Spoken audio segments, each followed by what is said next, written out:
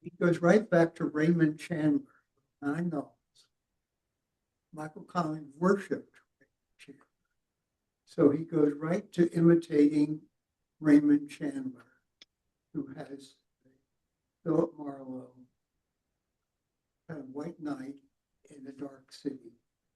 And that's what he starts right away with that model in mind, and he kept it all his life up to this day. For him, Raymond Chandler is the best. Now, I am not an expert in a lot of things with the history or the detective novels, but I'm starting to claim right now that, to me, Connelly surpassed Raymond Chandler in many ways. That's where he starts.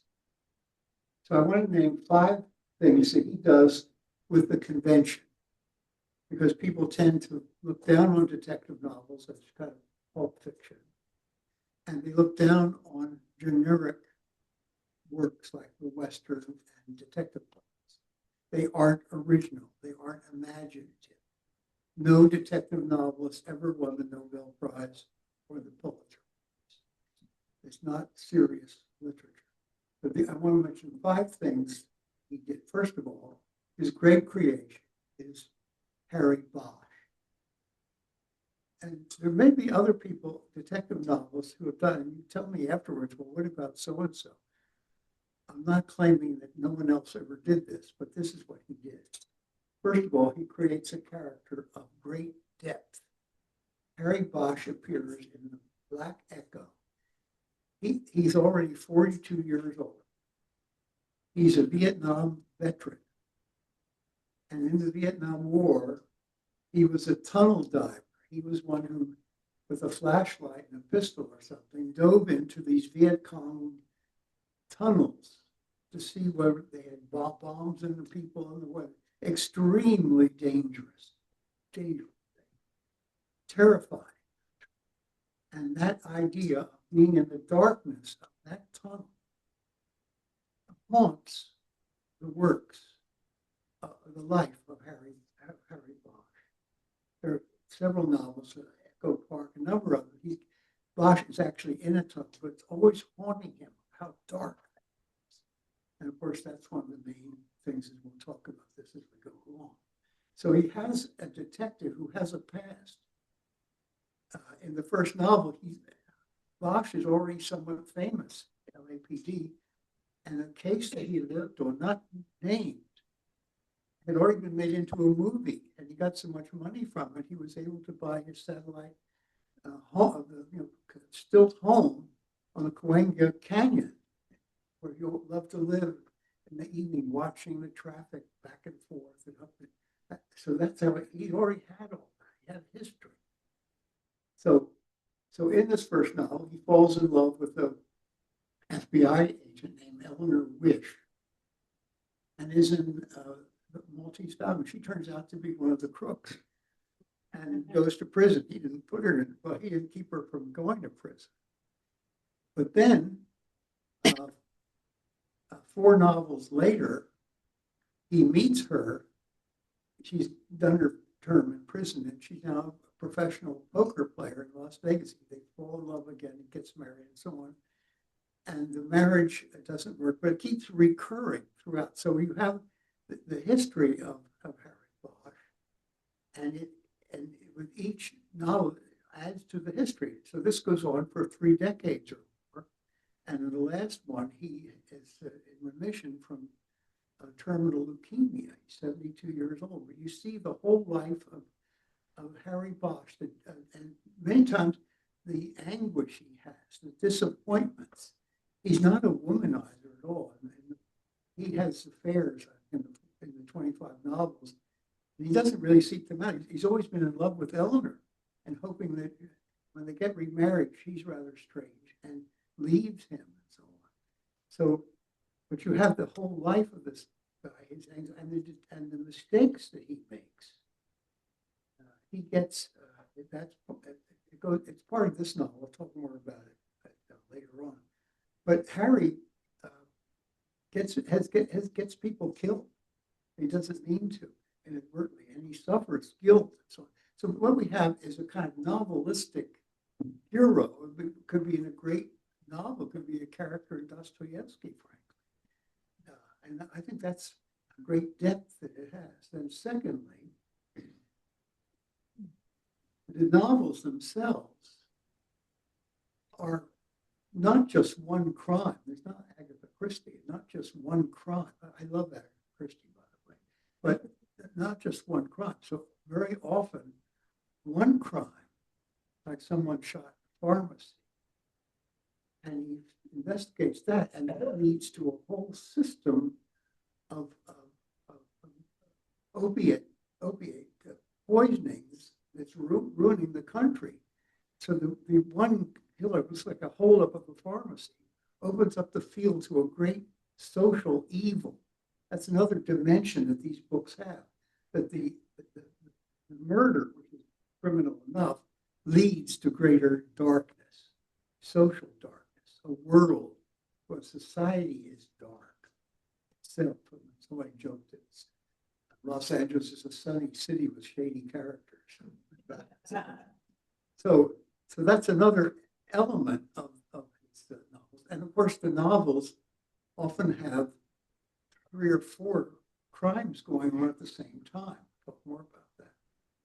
And I think this is the reason that no Harry Bosch novel that I know of has been made into a movie.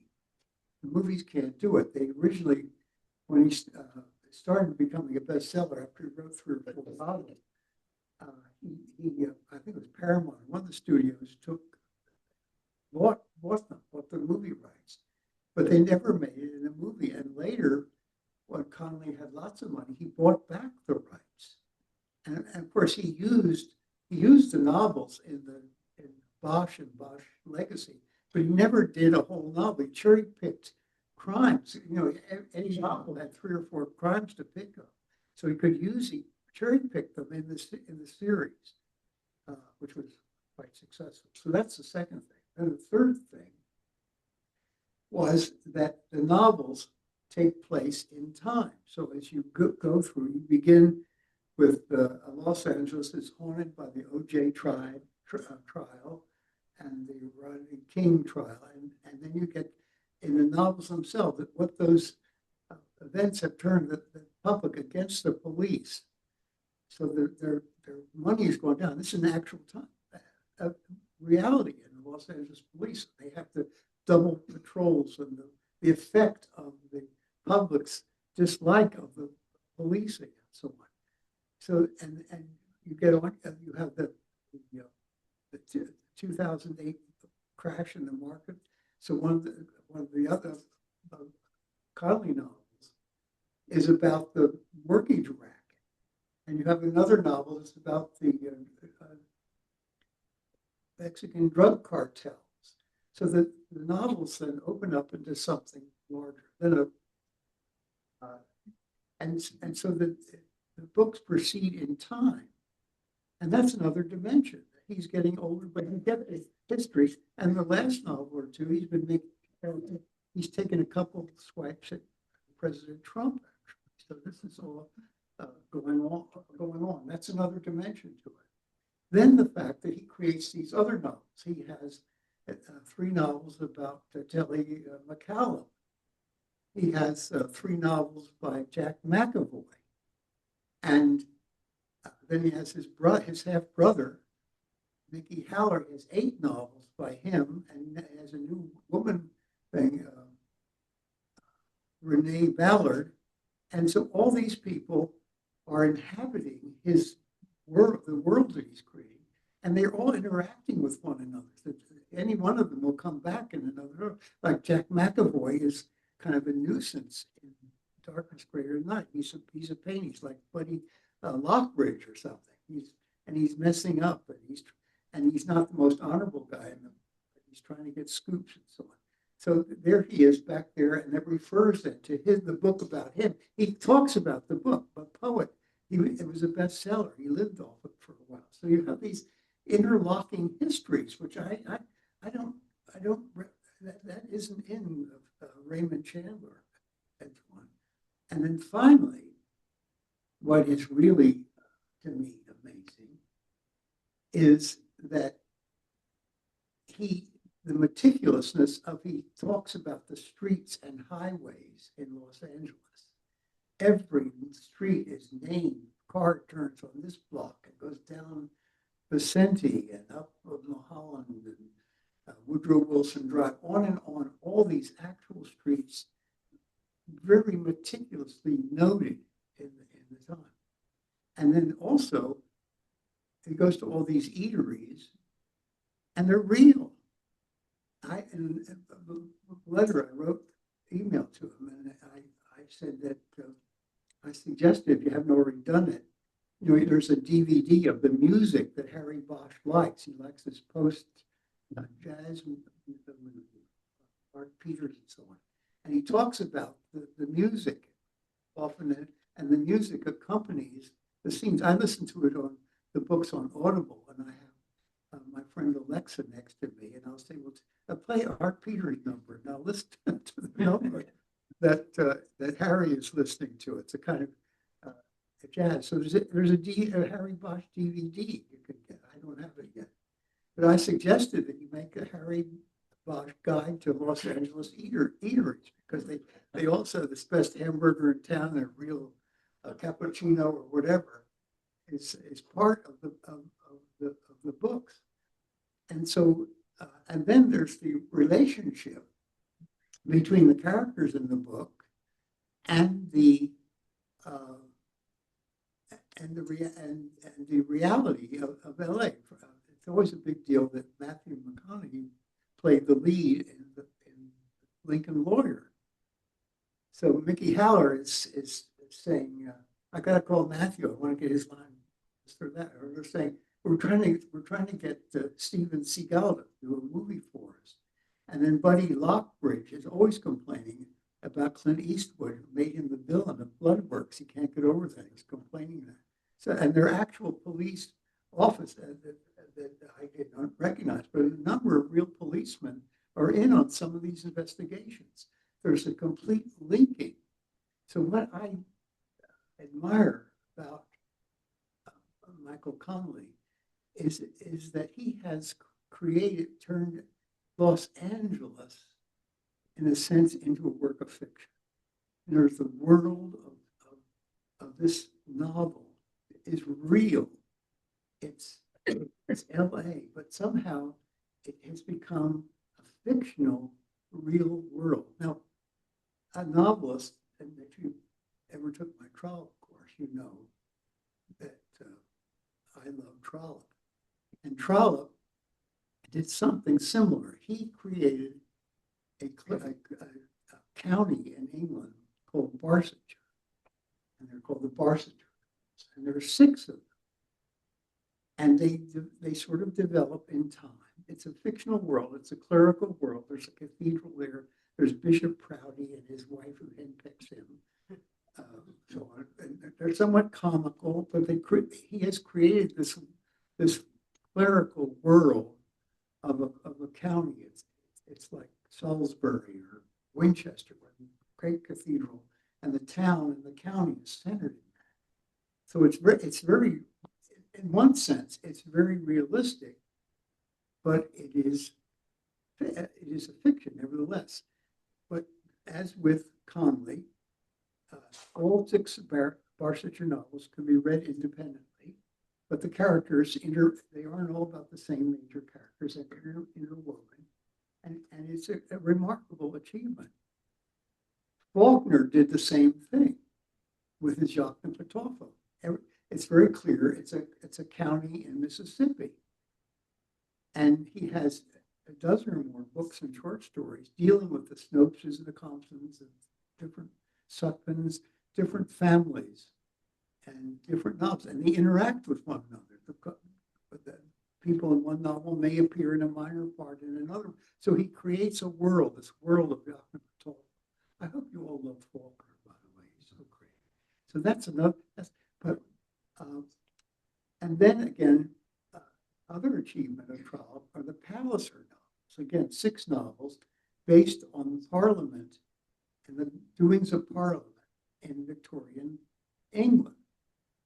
And you may remember that both Nathaniel Hawthorne from one generation and Henry James from another said that the Palliser novels was, if you put Victorian England under a glass, there it was all laid out before you.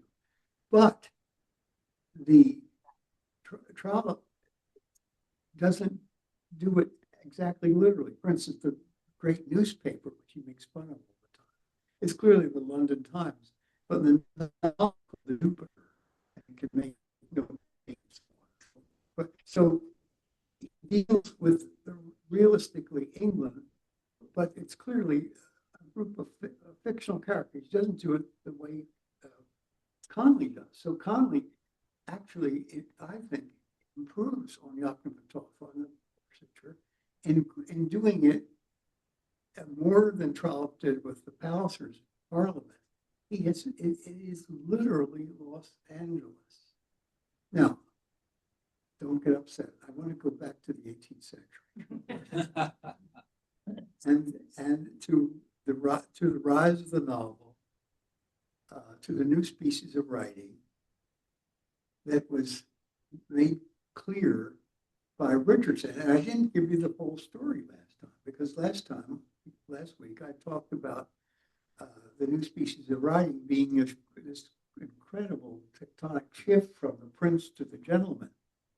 But what I didn't talk about was the fact that this new novel was very secular, as most of the fiction prior to the 18th century dealt with some kind of supernatural. The plays, with the Deus ex machina, the God coming in at the last minute and saving the heroine. There'd be some kind of miracle. There'd be some magical potion. There would be all kinds of what Fielding called the marvelous in one of his essays before chapter of Tom Jones. And Fielding is very firm. He said, there's not going to be any of the marvelous, meaning supernatural events to save Tom Jones from his folly. I'm leaving Tom up to fortune and accident. This is real. And that's why he called his book The History of Tom Jones. He concentrated on that. And of course, he makes fun of conventional histories. It's like Fox News and MS News. See, he said, if you read the histories of England from a Whig point of view, you don't know that they're talking about the same country. The novels, they're so politically that they aren't real. And he's claiming that his book, and of course, his heroes named Tom Jones, Everyman, is a real history. So he's dealing with the relationship between this new kind of fiction, which is based on reality. Now, Pamela goes very far because it was presented by an editor who says, I've come upon these letters from this woman. And so it was presented as real. And that's it's interesting that the early novels in the 18th century, most of them were epistolary. That's a name for letters. But they were written as letters because a letter is a fact. A letter is real. It's not, I'm telling you the story of such and such. Here is the letter that is written. So that in itself is the empiricism of the novel. And then Richardson also with Pamela. It's a very good book, by the way. Pamela is doing what critics at the time called writing to the moment. So you read a letter, and she said, wait a minute, I'm writing to my friend. He's coming to the door. He's knocking at the door. I didn't put the key in yet. I don't know. So you read it as though it's happening at the moment. So this is real. And of course, this has been what characterized the new species of writing is realism. Realism against romance. These novels are real. The novel pretends to be real. And that goes on to this day. So the fiction writer who's dealing with the novel has to do everything can to make it as real as possible. And what I'm trying to say to you is I don't know anyone who does it better than Michael Connelly. All right, now let me have some questions now so far. Before we go on to the book, let me hear some questions from you. If you have any questions so far, I can't see if anybody's asking. Doug, can you help me with this? Any questions any of you have? Can you take the microphone? Yeah. Is there a mic back there? I can be loud. I'm Okay. curious if Harry Bosch is the same age as Michael Connelly. No, Deborah. no, he's not. Michael Connelly, Harry Bosch is older. Michael Connelly was born in 1956. I think Harry Bosch was born in 1940 something. The Vietnam War was in the 60s, so he's 20 years older than the Vietnam War.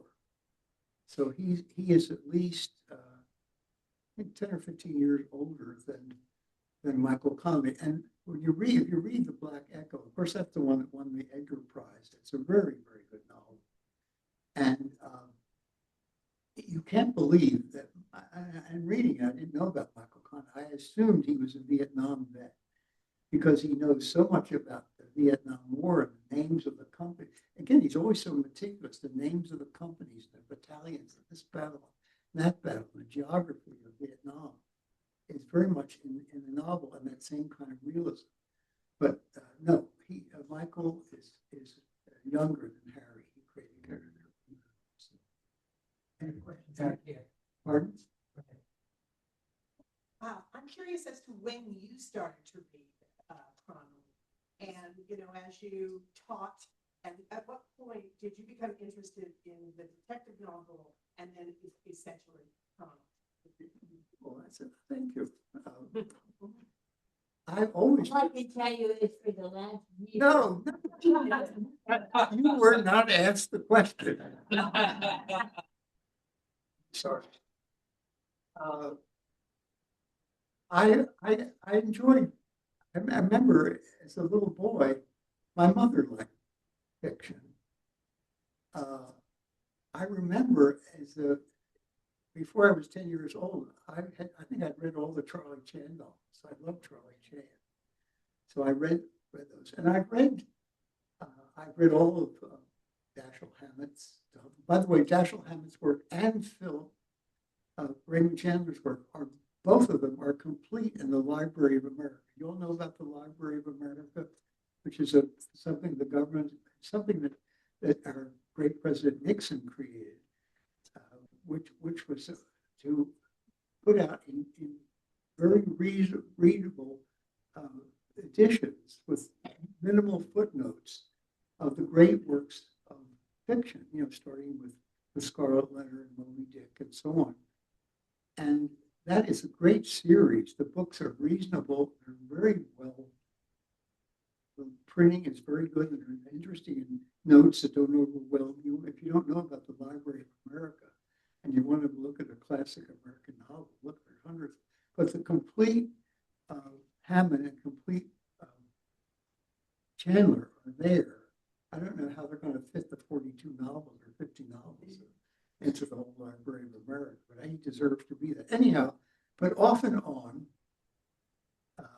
I read detective novels. I read, just off and on. I didn't pursue any particular. I liked Agatha Christie. I think I must have read at least 30 over the year, and I've tried by Ross MacDonald and Spencer Fire and what's the name of the black detective? Mostly.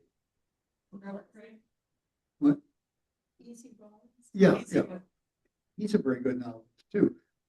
But I never read all of the works of these guys. Robert Parker had very good novels. I read a lot of Lord Peter Wimsey, Dorothy Sayers. I read those.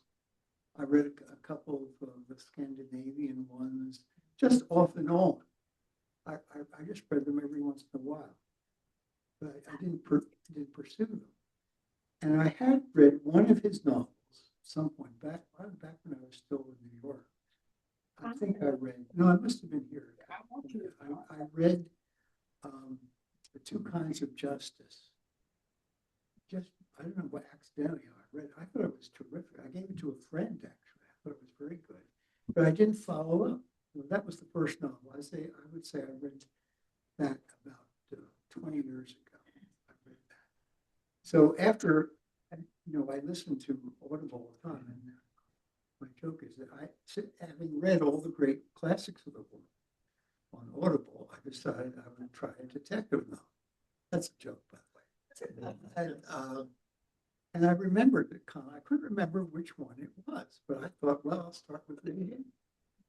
So I started with the Black Echo, and I was so hooked by it, I couldn't put it down. And so I said, well, I'll read the next one, The Black Rice. Wow.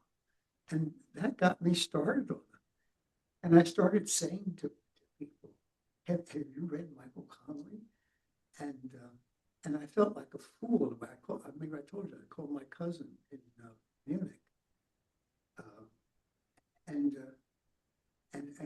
her father, my cousin, was the first editor of the TV show Cops. And eventually, maybe I told you this last time, he became the producer of Cops.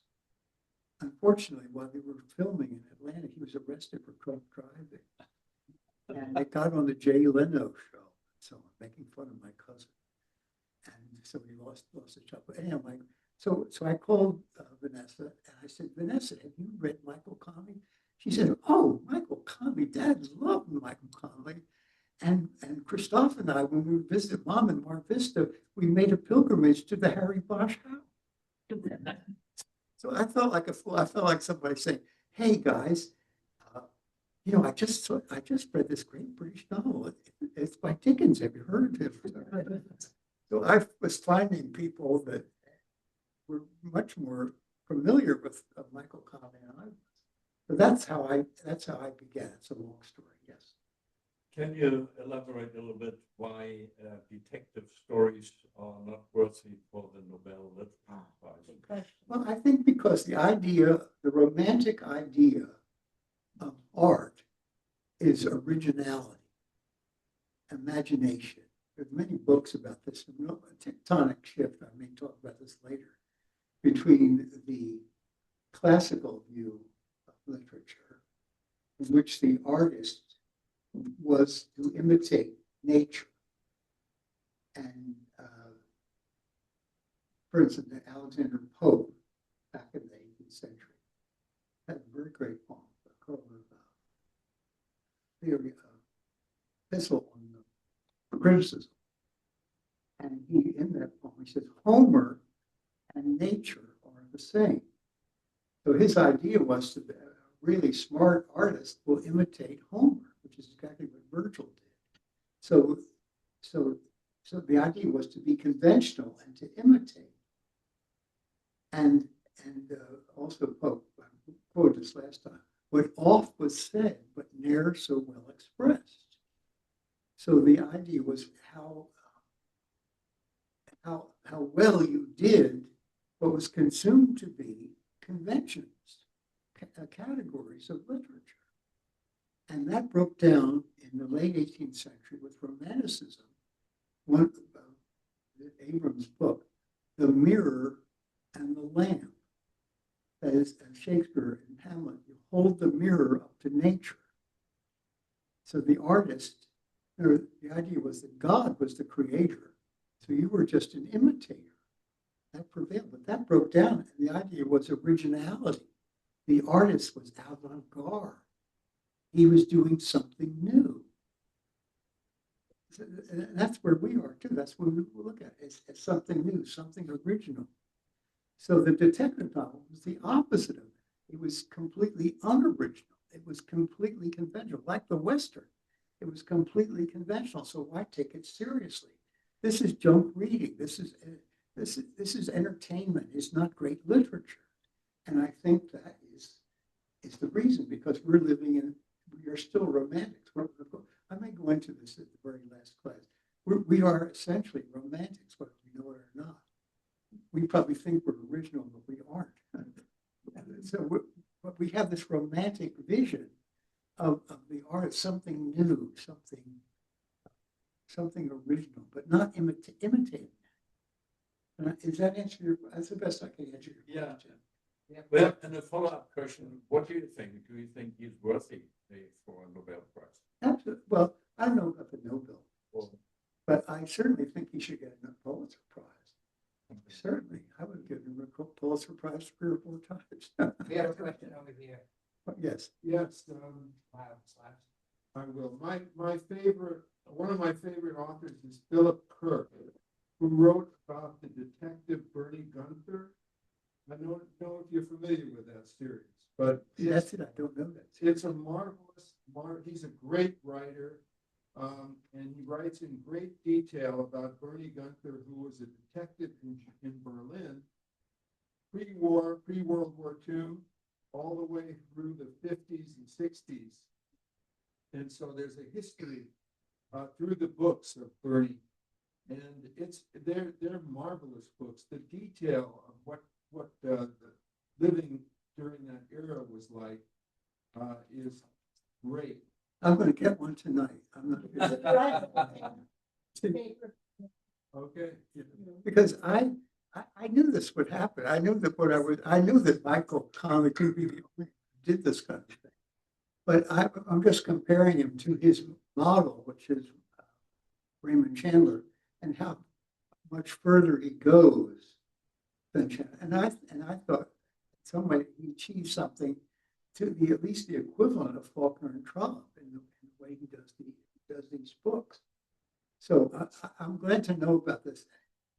It seems as though a lot of what I was saying, but obvious. But I do think he does he certainly is one of the best, I think, of doing of deepening. It's deepening the convention. It's going behind the convention. It's like I think I mentioned this time. If you know if any of you took my course called John Ford's West, one of my favorite movies is My Darling Clementine, starring Henry Fonda, Victor Mature, and it's a wider story, but that is done. You watch it. I compare that film to Aeschylus, the original Greek dramatist, because it's about the problem of justice and its relation to violence. And every shot in that movie is dealing with that basic fundamental problem of civilization. We're in it right now. That might has to be related to justice, but justice needs law and violence to back it up. And this is a human dilemma. And Ford in that movie really goes into that. So I recommend if you haven't seen them, just think of it along those lines. But that's why I say that what Ford does, it takes a convention that's a gun shooter, a mayor of Dodge City or something like that, and carries it into a deep, what I would say, essay in the basic human problem, and does it so beautifully. Yes, another. The hero of most, or many, if not most, American detective stories tends to be a lone wolf, an outsider, Philip Marlowe or the Thin Man. And yet Collins created a hero who's part of the police department. And in fact, he finds within the police department some of the darkness that he also fights on the outside. What do you make of that? Well, I think you're right. I think in most of the novels, the police department is the main criminal, actually, because he's so much against that. But that Marlowe doesn't do that. But other writers, I think some of the Scandinavian and the Icelandic, the hero is a cop, and usually the cop is alone. The hard-boiled detective, the cop is in movies like what was it? Some of the Al Pacino movies. The detective is a divorced man. He is lone, but he's got a family and maybe a daughter who doesn't like him. But you're right; it's usually the lone thing. And of course, Harry is a lone guy, but he doesn't want to be a lone guy. He has these romances, and his girlfriends get into trouble, and one of them kills herself, shoots herself by mistake. That's in this City of Bones, and so he is a loner, but he's trying not to be. That's the answer. Yes, more questions. Anything else? We'll take a break now, though. Yeah, could we take just a little break? And then we'll start right away with The Darkness More Than Night. Start taking a little break. I'll just sip of coffee. That detective novels are not honored because they're highly conventional. But the other thing is that detective novels have happy endings. And the great critic of the World War II period, F.R. Leavis, he was a big, giant critic, like Harold Bloom of Yale,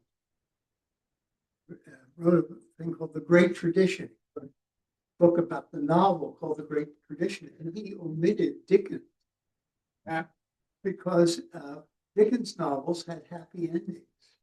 And his idea of the novel was that it was real, and therefore it could not have a happy ending. I mean, that's again part of it is that it seems to be unreal because something is solved. The Greeks had two ideas of why people enjoyed literature. One was catharsis, as in tragedy, and so there are comic catharsis also. But Longinus was a critic who said that why we like literature was ecstasis. That is, literature elevates our feelings. It makes us feel more deeply, and that's what Leavis is going after. Exactly. The novel is not. I was so hoping. Pardon? To get to the copy. What? I can't tell. Somebody's talking on the Zoom. Sorry, Doctor. Go ahead. Okay. So we can go into the archetypal plots later, but typically the novels have what my favorite all-time critic, Marshall Fry, would say, have plots of irony. As you're in a fallen world, and you may well survive like Pip in Great Expectations, but you're sadder. You're not dead. It's not tragic. You're simply sadder and wiser at the end, and the reader's feelings have been elated by what the hero or heroine went through, and we relate to them, and it raises our feeling and sensitivity. I think that's a more common response actually than catharsis. So that novels tend to have plots of irony. They aren't exactly happy endings without being tragic. And I think if you look at the Nobel Prize winners of the last 30 years or more, they all have plots of irony that the novels do. So that's another reason. Now, here we are, A Darkness More Than Night.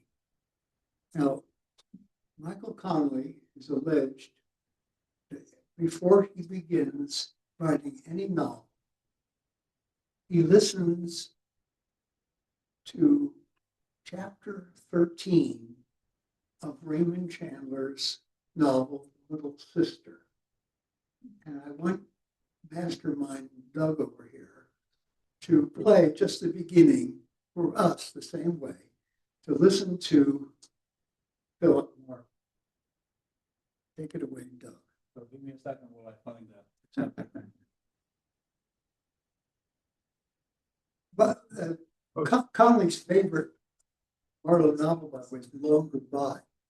But he loved the beginning, this first chapter of this Little Sister. Okay. Okay.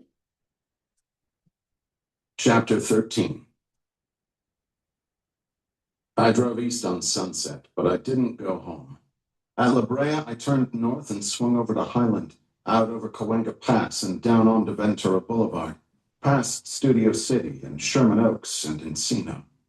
There was nothing lonely about the trip. There never is on that road. Fast boys in stripped-down Fords shot in and out of the traffic streams, missing fenders by a 16th of an inch, but somehow always missing them. Tired men in dusty coupes and sedans winced and tightened their grip on the wheel and plowed on north and west towards home and dinner.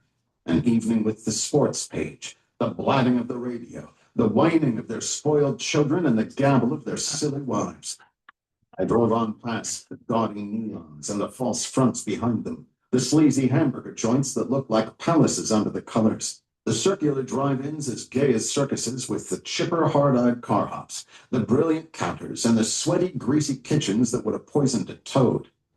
Great double trucks rumbled down over Sepulveda from Wilmington and San Pedro and crossed towards the ridge route, starting up in low from the traffic lights with a growl of lions in the zoo.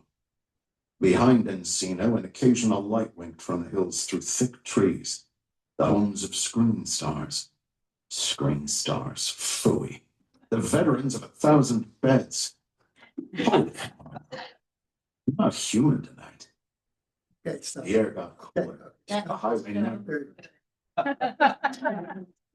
Now, the thing about Raymond Chandler. I want to say that. Yeah, Oh.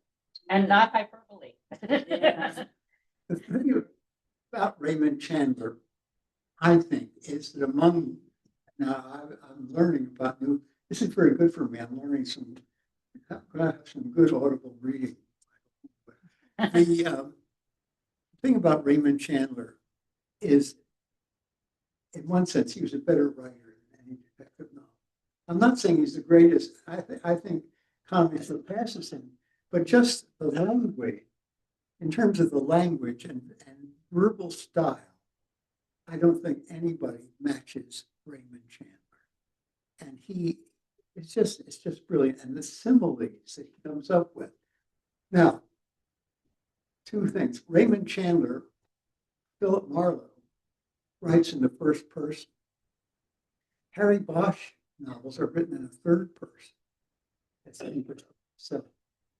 And Bosch doesn't try to go, Connelly doesn't try to match the language, the style, linguistic, God bless you, linguistic style of Chandler.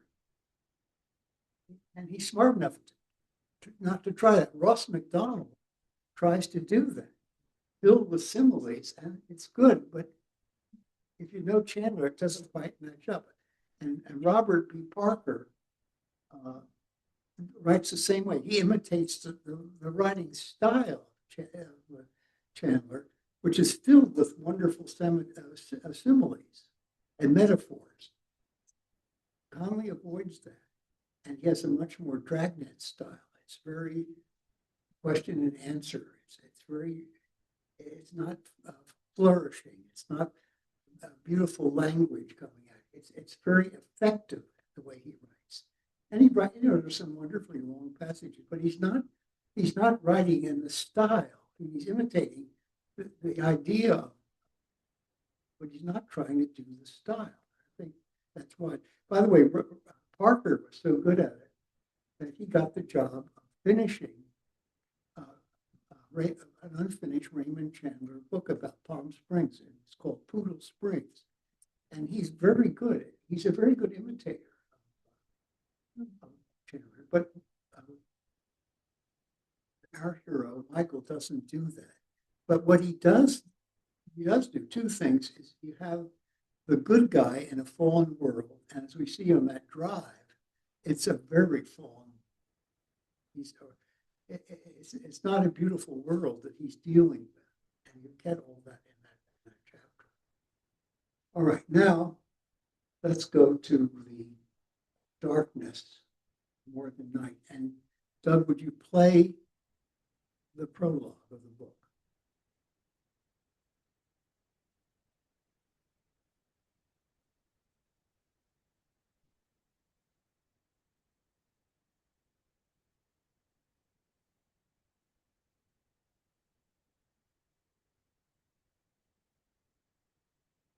Questioned Mr. Story about that?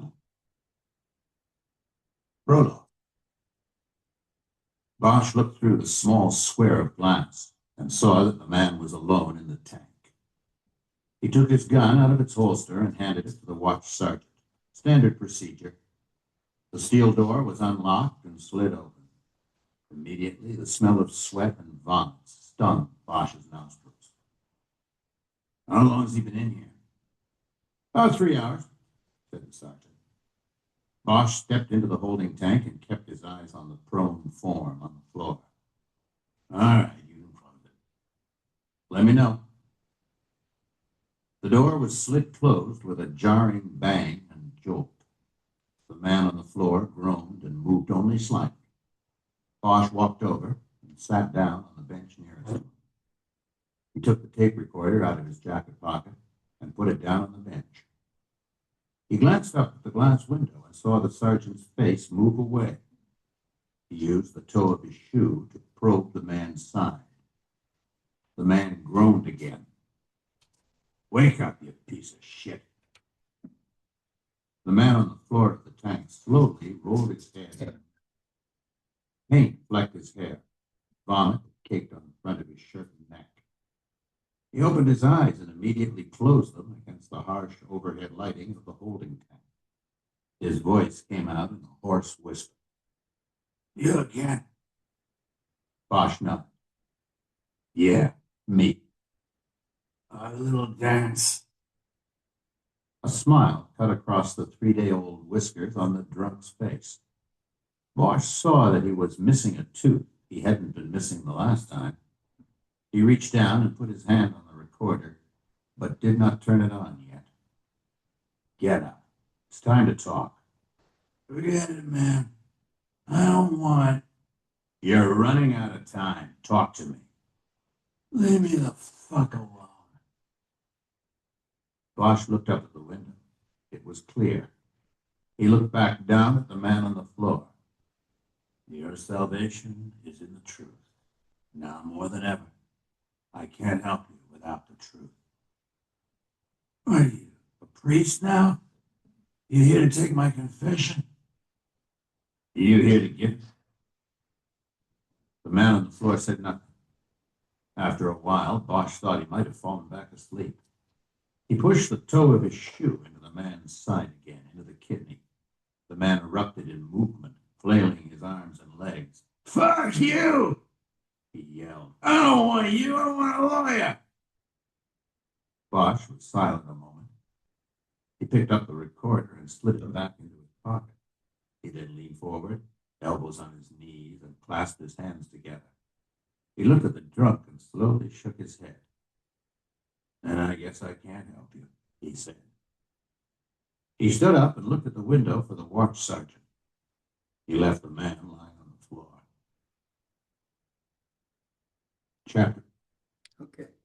Well, there you go. This is, of course, this guy is Eddie Gunn, and he's really the center of the crime in the novel is the main. There are two crime stories. One's the David Story story about the Hollywood starlet, and of course the death of Eddie Gunn. Of course, the theme, are you the priest? The salvation is in truth. All these are themes that are going to go through this whole book. And that's the way it begins. And it becomes very problematic when we get to the end, if you haven't finished the reading, what happened after this scene exactly. The question is, who got Eddie Gunn out of the jail and let him go to his home?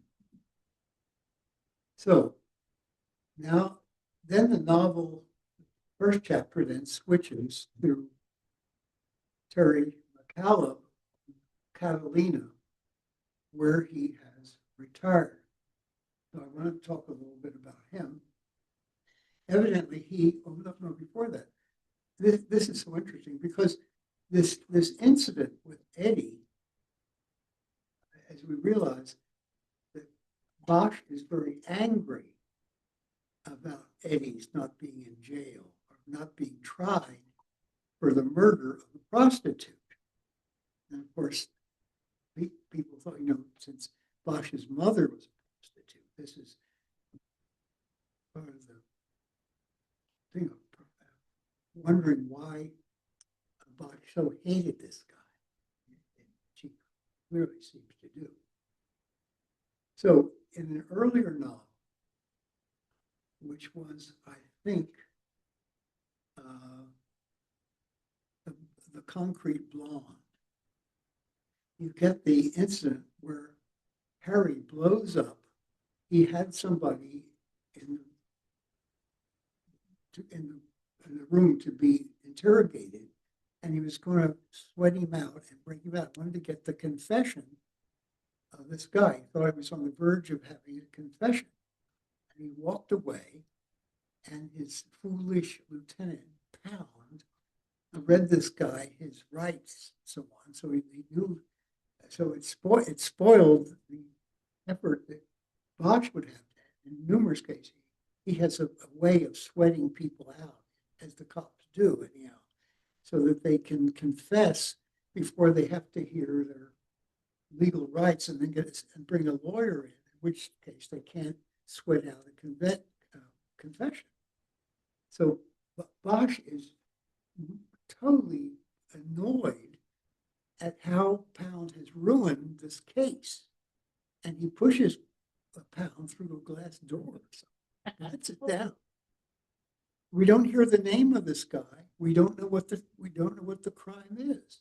It's just that Pound had ruined this, and Bosch is angry, knocked him out through the door, and as a result, in the next novel, The Last Coyote, which I think is one of the best of the novels, it was one I seriously considered doing in the course, actually.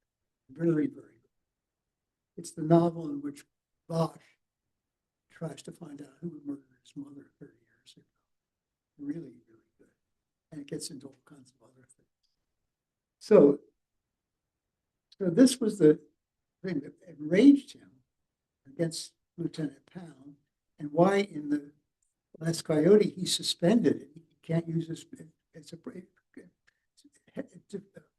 It keeps him from having all the what I would say, pleasures or specialties that a cop can have. He doesn't have his badge. He doesn't have any authority to investigate. So that's one of the things that makes The Last Coyote very different. But then in that book, because he didn't have his badge, because of this any gun thing, he stole Pound's badge. And as a result, he impersonated Pound to the crooks. So the crooks, who wanted to get something out of Pound, took him into a tunnel and beat him to death. So this is another thing of how much Harry doesn't like Lieutenant Pound. He got him killed.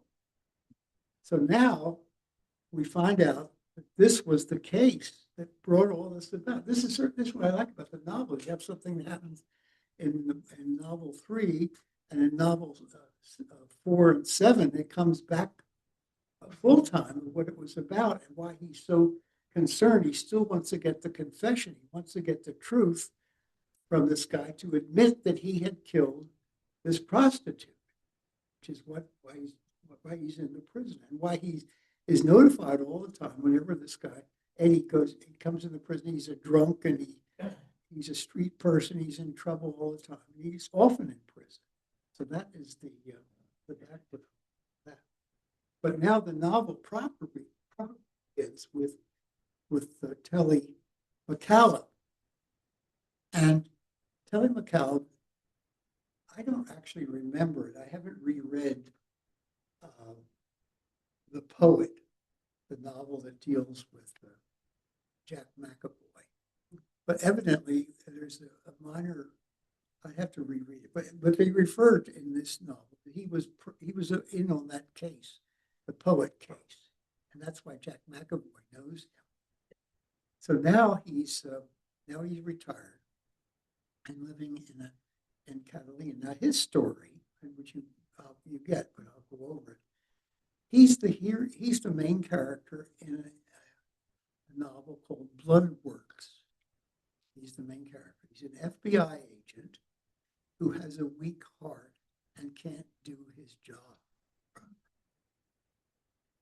So he gets a heart replacement, and it brings him back to life, and he's working again and happy. He's again, which we know he's a profiler. He's figuring out what the type of a murderer this would be, the type of person to look for. And this young woman comes to him and asks if he will please try to find the murderer of my older sister. No, can't do that. Well, you're alive now because you have her heart.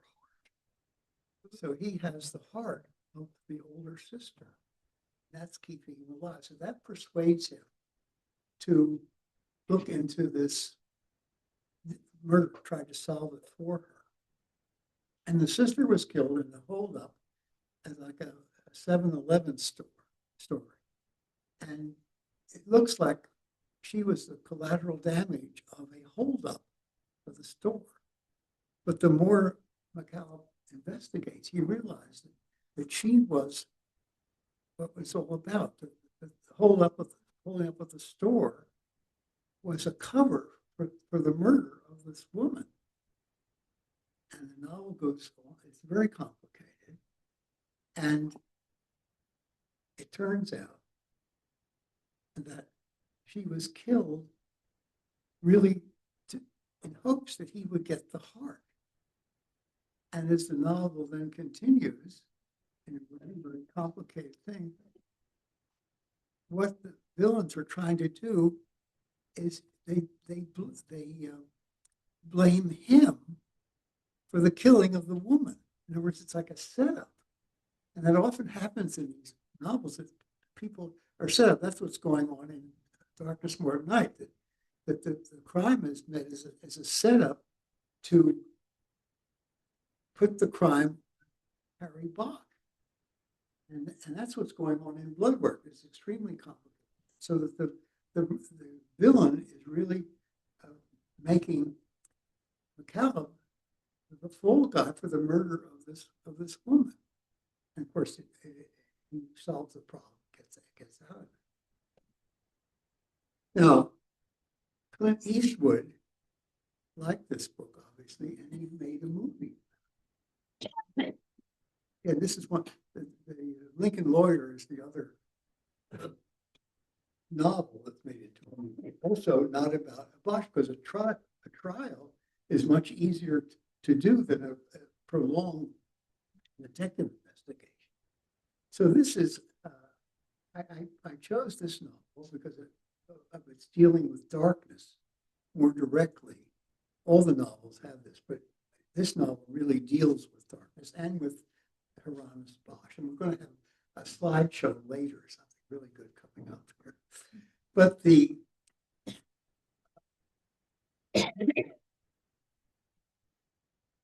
what Clint Eastwood did in the movie, because it was so complicated, he cut it short. And in the movie, Jeff Daniels, who plays Buddy, is made the villain. And Buddy, in a later novel, again, is so angry with Clint Eastwood. He's always complaining about Clint Eastwood for having made him the murderer in the book. So now McCallum is now free, and he's doing a fishing business in Catalina, and he's has adopted the son. I think of the older sister is his adopted son, and his new wife, as you know, has a little girl with Cecilia Azul, the blue sky. That is part of the meaning of the book too. So he is then asked to investigate this crime. Now, one of the things I want to ask, if we get Michael Connelly back, I want to ask you why this crime goes into the hands of the FBI. I don't understand that. It's not clear. It's in the sheriff's office. There's something there. Maybe the sheriff. Why does the sheriff's office rather than the LAPD have priority over this particular crime? Anyhow, it does. And Jay Winston comes and tries to get him involved in the thing, and she persuades him, and he feels like a war horse or sled dog or something. He wants to get back in harness, and so he takes the job. And so the novel really is a McCallum novel. And again, I chose it because it has McCallum, it has Jack McAvoy, and Harry Bosch, three major figures all in one novel. And that's why I like The Crossing, because then we have Harry and his brother, half-brother too. That's part of the reason I chose these two books, because it gives you a range of the characters. So but what is curious about this novel, it's not really, it is a Harry Bosch novel in one sense, but it's not, it's really a more McCallum novel. It's McCallum investigating Harry Bosch. We learned about Harry Bosch because there's an investigation of him going on by McCallum as the story goes on, as we see. So he is investigating Bosch, and he goes into the crime scene and he sees the owl, and that leads into the Getty, and that leads to Hieronymus Bosch.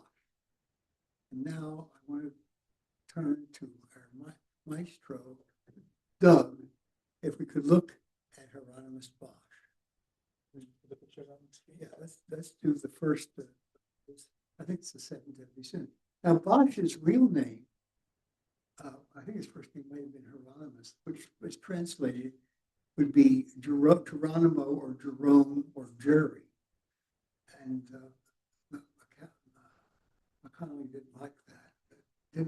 Didn't like that. He liked Harry better because he liked Dirty Harry so much, so he gave him Harry Bosch. But his real name was Hieronymus van Eycken, and he lived in Holland in a town named Bosch.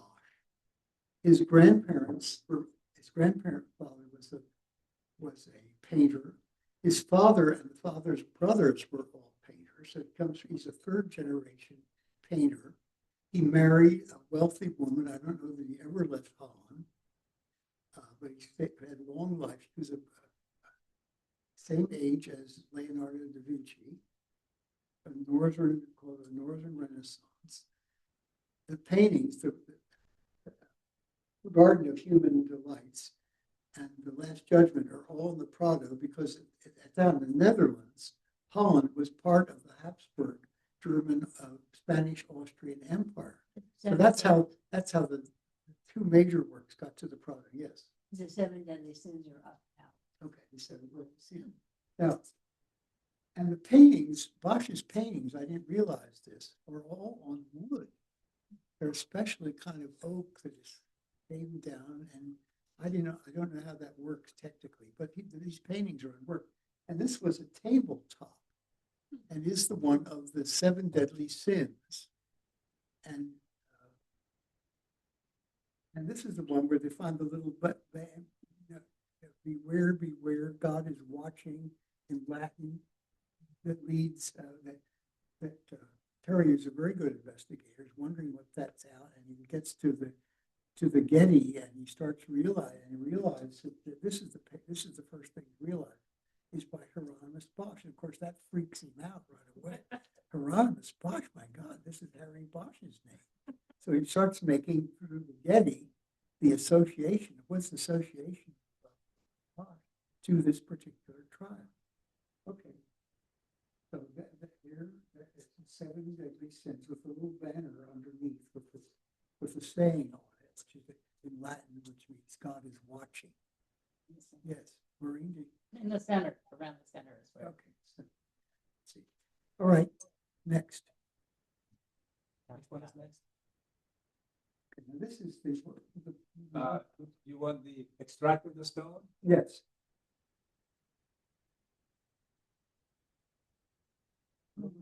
No, I want to do something here. I want to share the screen to the Zoomers.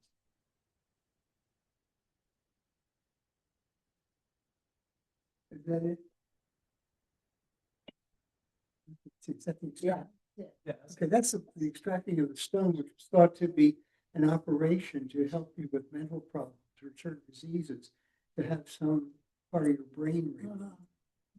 And that was the cut that's the thing that Terry recognizes that the cut in the guy's head was done. Obviously, he realizes as he goes through the Bosch, he realizes that was in the Bosch, so that the murderer is following the paintings of Bosch. Of course, this freaks him out all the more. This particular place. I'm not sure this. I think the Seven Deadly Sins is in the Prado in Madrid. I'm not sure where this one resides. Anyhow, next. What next? Okay.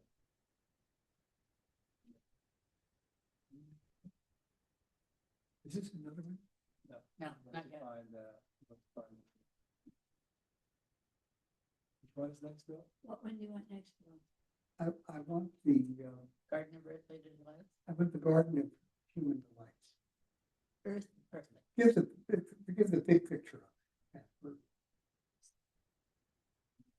Let me find the other one. Because that's just the big picture.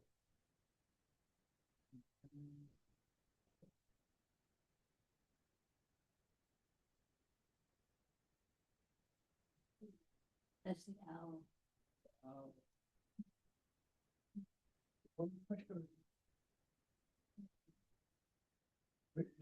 Is that the, you get it on the big screen? the whole Yeah, thing? yeah. Here it is. That's the Garden of Eden.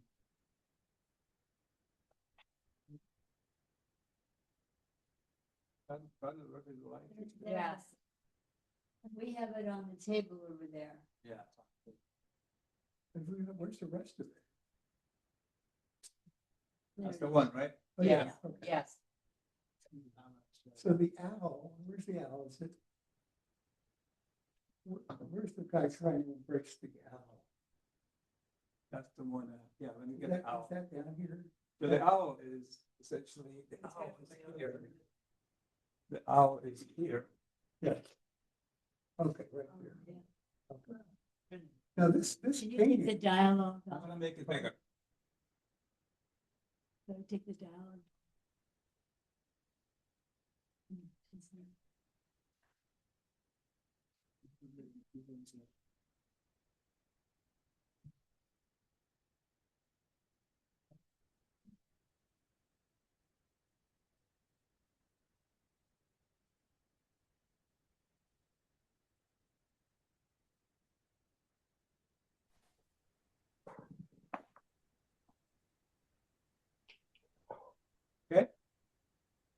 Well, this is the guy embracing the owl, isn't it? Yeah, yeah. Yeah. Okay. All right. But okay, that's of course very important. But I wonder, can you just show the whole thing, Sure. large way you can, this Sure. Garden of Human Delights, just so we can look at the whole thing big time. Yeah. Okay. Now this is probably smaller than the actual painting. I think the painting in Madrid is something like Huge. 8 I by just saw 9. that here. I was It's there. a huge Huge. painting like this, and it's rather amazing. And Doug mentions that he's reading a book about hallucinogenic drugs and so on. That the author of the book suggested that Bosch used drugs in part of his vision. I don't know whether that's true, but he speculates that Bosch may have been taking some kind of hallucinant drug. But anyhow, this is, of course, an amazing work. And remember, the first question I asked Connelly, I said, why did you name your character Harry Bosch? And as I remember, he said, because the painting of the Garden of Human Delights was to him a kind of emblem of Los Angeles. And it was the human delights, kind of a rich people being happy in a garden, wonderful city and so. But the reality of it is that it was a fallen world made of sinners going to hell, really. And that is kind of he felt that this painting, early on, I mean, he begins with the name of Emeritus Bosch from the very beginning. This painting becomes part of his overall vision of humanity, and Harry Bosch as an avenging angel who's trying to keep this from happening, or punishing people as they deserve. Harry Bosch always says, "I stand for the dead," over and over again in all the novels. I stand for the dead. This is why he likes cold cases. He likes cases like his mother's case. Somebody was murdered 20 or 30 years ago. And to him, that means that the perpetrator is still out in society doing bad things. And his aim in life is to find the perpetrator who did this crime has never been paid for. So he's very interested in punishment of crime. And I think this is why this appeals to him. So then the last one that comes from the Last Judgment.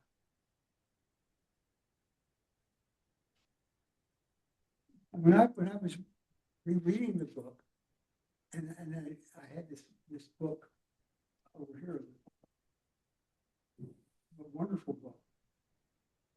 But I was trying to find the people who had the ropes tied around them and so on. But it's not in the book. And the murderer of Eddie added the kind of hookup where your legs are pulling on you and strangling you to death. He doesn't quite do that. He just has the body doubled over. Yeah. Mm-hmm.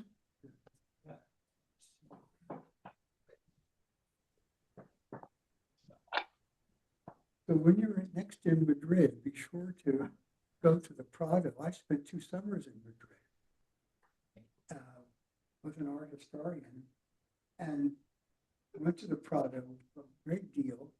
And honest to goodness, I don't remember seeing these paintings. I was so interested in Velázquez and Goya. And Maybe they were restoring. I wasn't. Okay, I have to have seen. I confess, I don't remember seeing them. And Sylvia and I were there not too long ago, and we didn't. Do you remember Bosch, dear? I'm taking the fifth. Anyhow, so if I ever get back there, I'm going to be like that curator and look at it for 4 hours as my punishment for not paying more attention to. But anyhow, it's so important. This is part of his world. So Terry goes on. So he's investigating Bosch. All right. Now Bosch is then in this trial with this hotshot movie director, David Story. And yeah, I'm sure you've all finished the book by now. Yeah. Okay. So you know how he fakes these crimes as though the woman is masturbating and trying to have a heightened sexual pleasure out of this, and these books about this. It's so on. And so much of the detective work that Bosch does is in terms of the books. So what I would like to do now is to listen to David's story. Again, one of the many wonderful things about any great novelist is the characters are three-dimensional. Compare to Frank Capra. To Capra, every extra in the movie was a star. And so his characters all tend to be three-dimensional. And Connelly is uncanny about this. So he just goes to an autopsy or someone, and he talks to the warden of the prison, right? The person, and he's so great at having names. I don't know, there's 1,000 names, and they're all so genuine. It's amazing, his ability to give characters names. But even the smallest character interviews, they all become, to me, characters in the rhyme. And so I just wanted you to get examples. Here's one of the villains and how he is depicted by depicting himself, essentially. So can we hear David's story? Is that number 4? You find it out. Chapter 1. Someone's coming. Chapter 24. Solomon. This already know the answer to this. Okay, it's on as well. He encouraged Bosch and the prosecution team to read along as well so they could check the transcript for accuracy. This is a tape Bosch. they have. Story. My name is Detective Emeritus Bosch of the Los Angeles Police Department. I'm accompanied by my partners, Detectives Jerry Edgar and Kidman Ryder. We are interviewing David Story in his offices at Archway Studios in regard to case number 00897. Mr. Story is accompanied by his attorney, Jason Fleer. Mr. Story, Mr. Fleer, any questions before we begin? Fleer, no questions. Bosch, oh, and obviously we are recording this statement. Mr. Story, did you know a woman named Jody Kremers, also known as Donatella Spears? Story, you know the answer to that. Fleer, David. Story, yes, I knew her. I was with her last Thursday night. It does not mean I killed her. Fleer, David, please answer only the questions they ask you. Story, whatever. Bosch, can I continue? Fleer, by all means, please. Story, yes, by all means, please.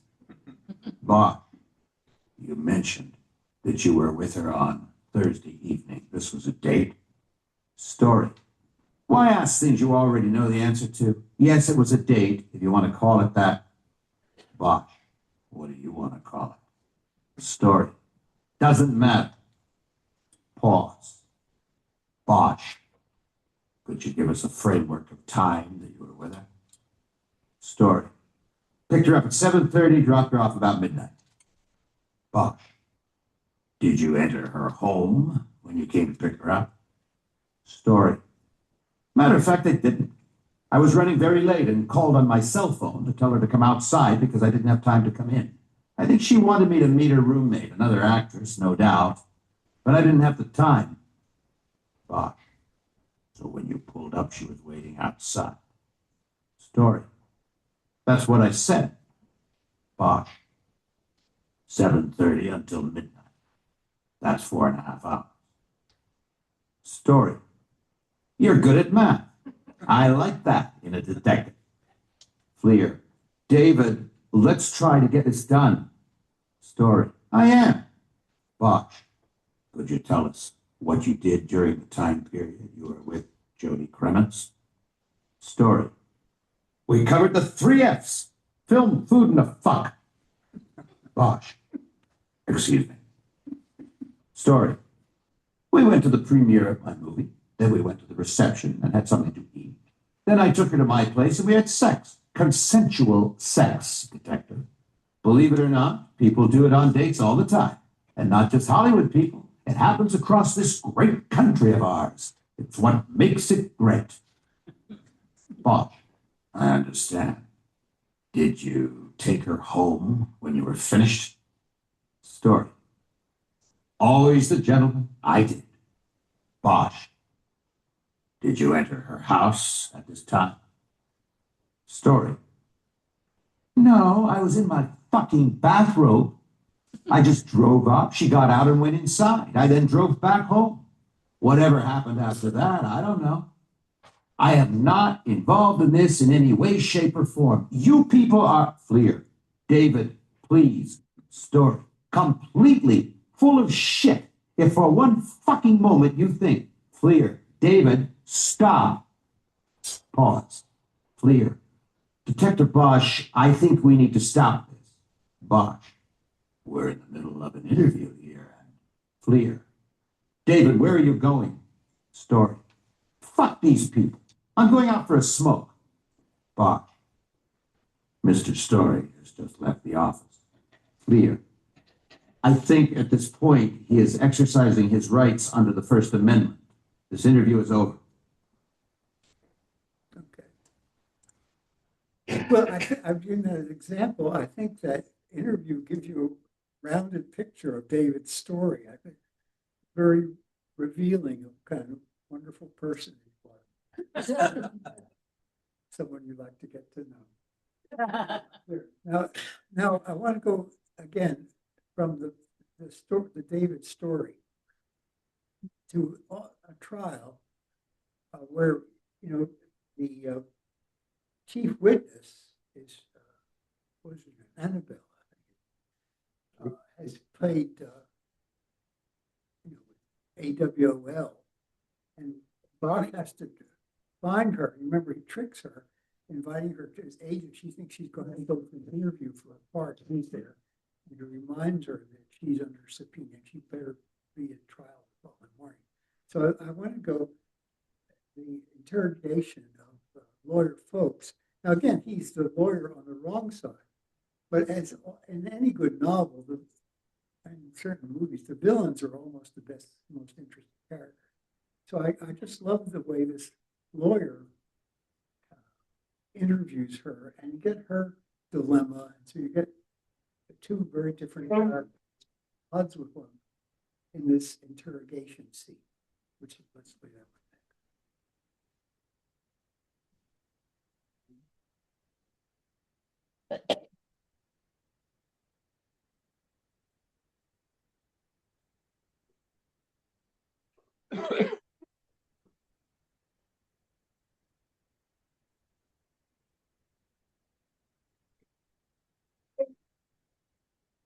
He began.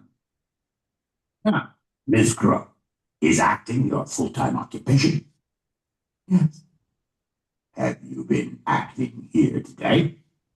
Langweiser immediately objected, angrily accusing folks of harassing the witness. Bosch thought her reaction was a bit extreme, but knew she was sending a message to folks that she was going to defend her witness tooth and nail. The judge overruled the objection, saying folks was within bounds in cross-examining a witness hostile to his client. No, I am not acting, Crow answered forcefully. Folks nodded. You testified that you have been in Hollywood 3 years. Yes. I counted 5 paying jobs you spoke of. Anything else? Not yet. Folks nodded. Good to be hopeful. It's very difficult to break in, isn't it? Yes, very difficult. Very discouraging. But you are on TV right now, aren't you? She hesitated a moment, the realization that she had walked into a trap showing on her face. And so are you, she said. Bosch almost smiled. It was the best answer she could have given. Let's talk about this event that allegedly took place between you and Mr. Story, folks said. This event is, in fact, something you concocted from newspaper stories following David Story's arrest, correct? No, not correct. He tried to kill me. So you say. Langweiser stood up to object, but before she did, the judge admonished folks to keep such editorial comments to himself. The defense lawyer moved on. Now, after Mr. Story supposedly choked you to the point of unconsciousness, did you develop bruises on your neck? Yes. I had a bruise for almost a week. I had to stay inside. I couldn't go to auditions or anything. And you took photographs of the bruise to document its existence, correct? No, I didn't. But you showed the bruise to your agent and friends, did you not? No. And why is that? Because I didn't think it would ever come to this, where I would have to try to prove what he did. I just wanted it to go away, and I didn't want anyone to know. So we only have your word for the bruise, is that correct?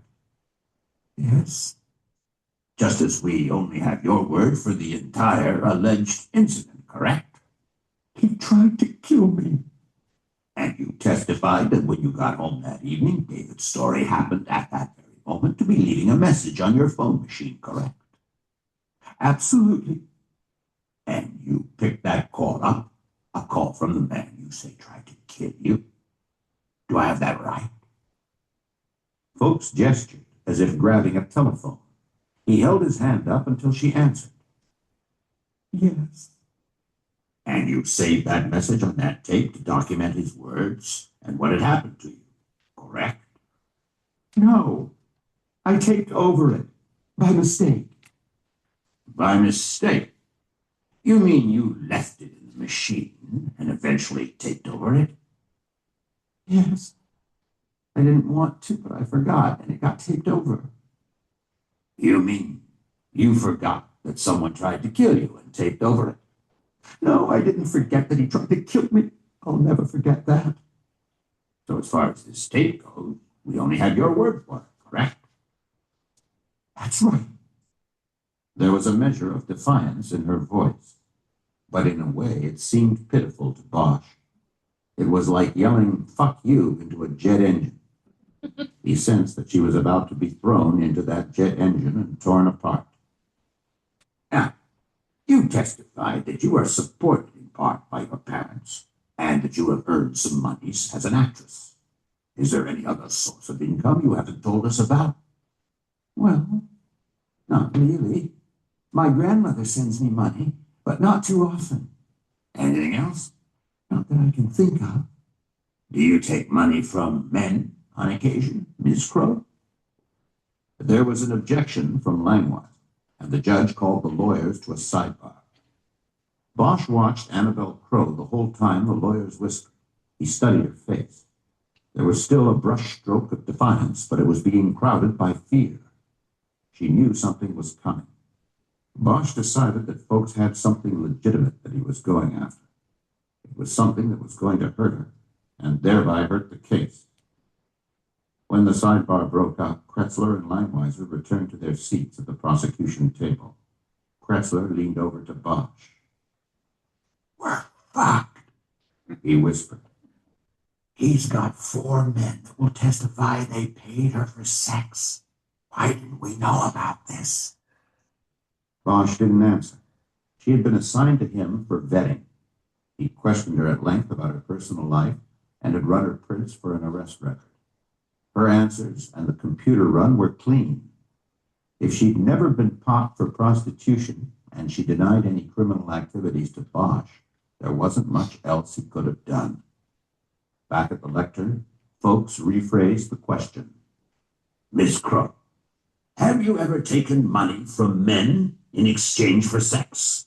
"No, absolutely not. That is a lie." "Do you know a man named Andre Snow?" "Yes, I do." "If he were to testify under oath that he paid you for sexual relations, would he be lying?" "Yes, he would." Folks named 3 other men, and they went through the same loop of Crow acknowledging that she knew them, but denying she had ever sold them sex. "Then have you ever taken money from these men, but not for sex?" Folks asked in a false tone of exasperation. "Yes, on occasion. But it had nothing to do with whether we had sex or not." "Then what did it have to do with?" "Them wanting to help me. I considered them friends." "Did you ever have sex with them?" Annabel Crow looked down at her hands and shook her head. "Are you saying no, Miss Crow?" "I'm saying that I didn't have sex with them every time they gave me money. They didn't give me money every time we had sex. One thing had nothing to do with the other. You're trying to make it look like something it's not." "I'm just asking questions, Miss Crow, as it's my job to do. As it's your job to tell this jury the truth." After a long pause, folks said he had no further questions. Okay. Bosch realized that. All right, so on this, okay, I thought it's a wonderful cross-examination on the part of folks. And the level of dealing with trials and investigation, typical of Connelly.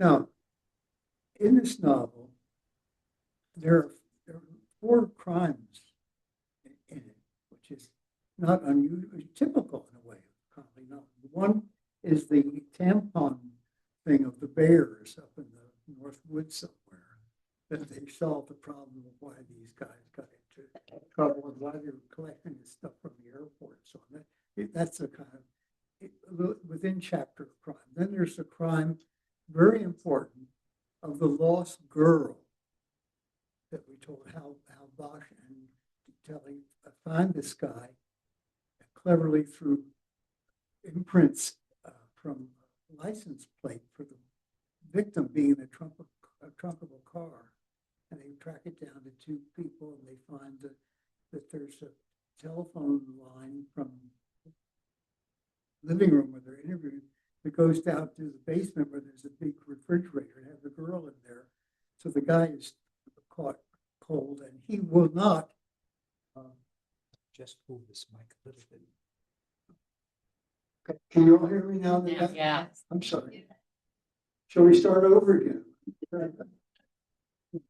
So so that's another crime, but this is a Azul crime that Bosch has given the victim, a young Latina prostitute, thrown down off Mulholland Drive into a junk pile or something.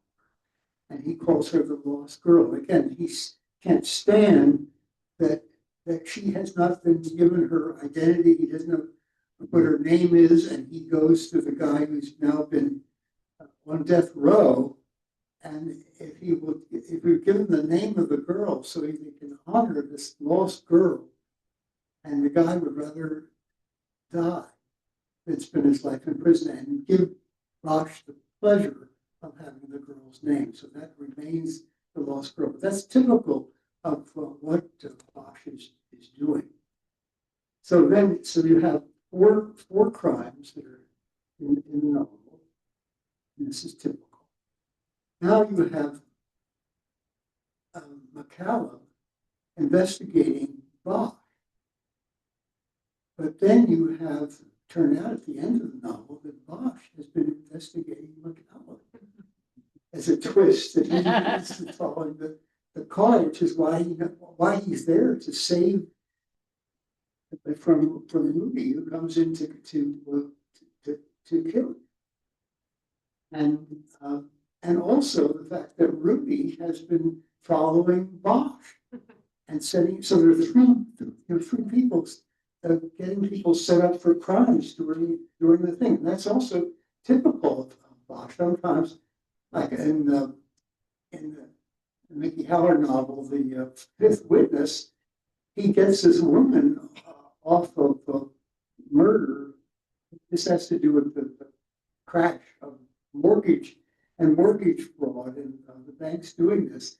And he gets her, she's kind of an activist that people love, that she's exposing the banks and everything. And he gets her out of the innocent of the crime. And then it turns out she's been leading him all along. She has this plot that he's been working in a scenario that she has approved of in advance.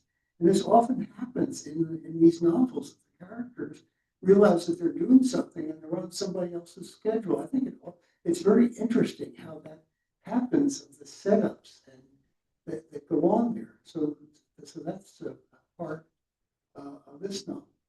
Now I have a question to you, something I don't quite understand. I think I've read this novel 3 times, but I don't. At the end, of course, Rudy has broken down into. So he doesn't want to get the death penalty, and he's very unhappy about his younger brother being killed in the shootout on the boat. Very exciting thriller near the end of the novel, and very often there's a lot of thriller stuff in these novels. You can't turn real page conversation. I'm sure you found out if you read any of the others. But Rudy reveals that David, during the trial, he's he's a little artist. He's doing pictures all the time. And he's kept the pictures and they're in a bank vault somewhere. And Rudy reveals them. And Harry has them and takes them over to the defense team. Then somehow that collapses showing that the story is at least an accomplice in the death of a gun for sure. But I don't know whether I missed something because I don't see how that alone makes story free of killing the young lady. Did you see could somebody explain to me how the expose of the killing of a gun, presumably by Rudy, has proved the guilt of David's story? Did any of you wonder about that, or what am I missing?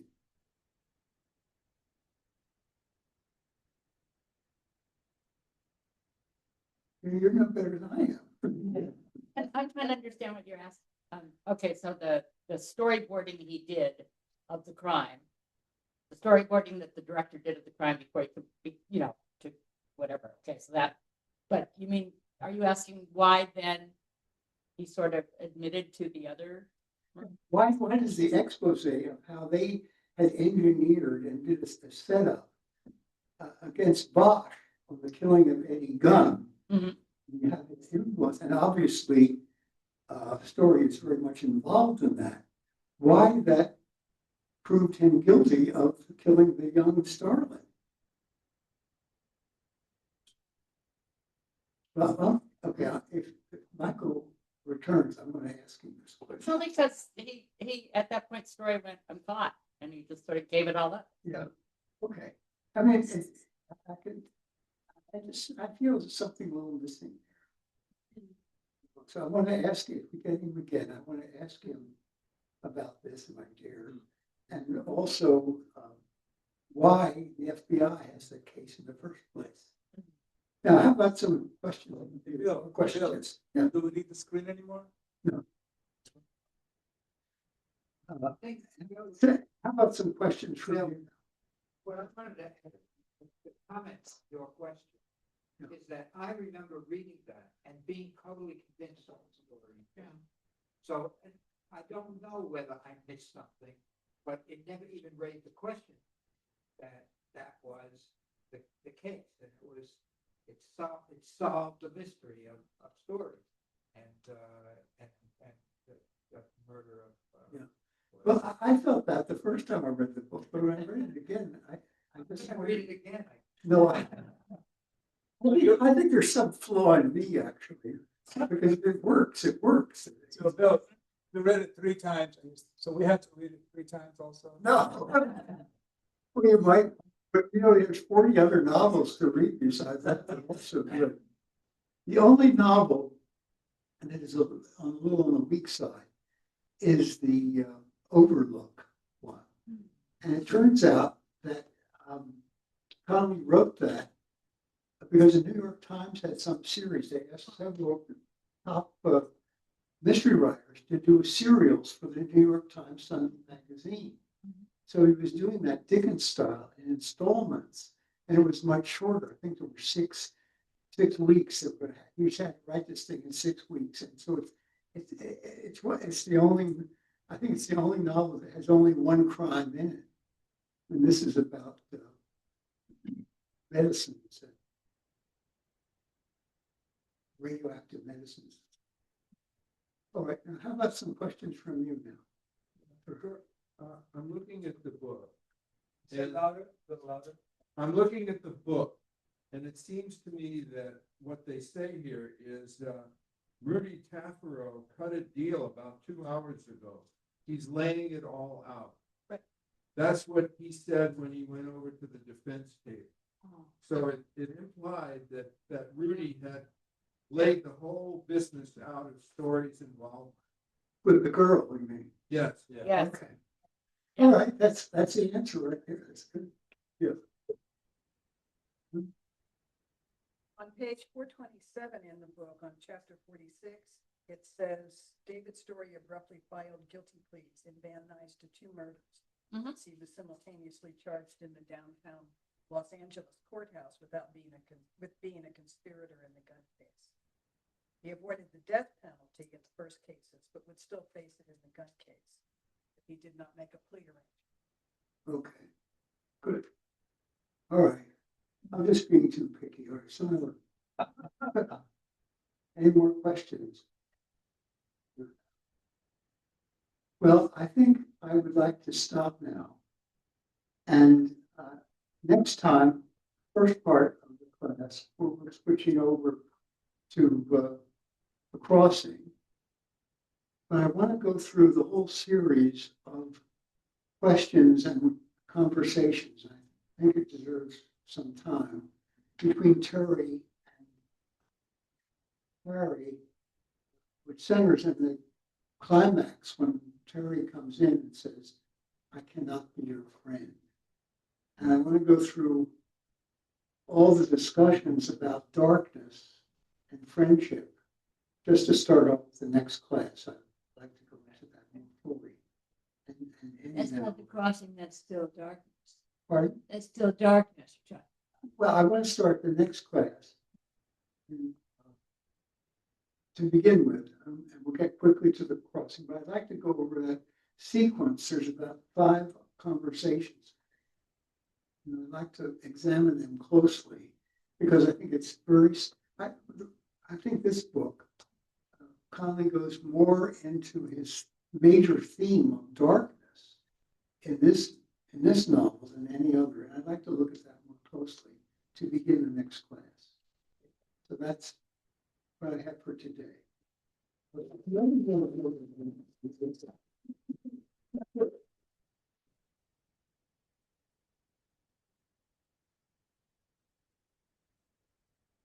Michael did say last week. I'm back next week. Okay.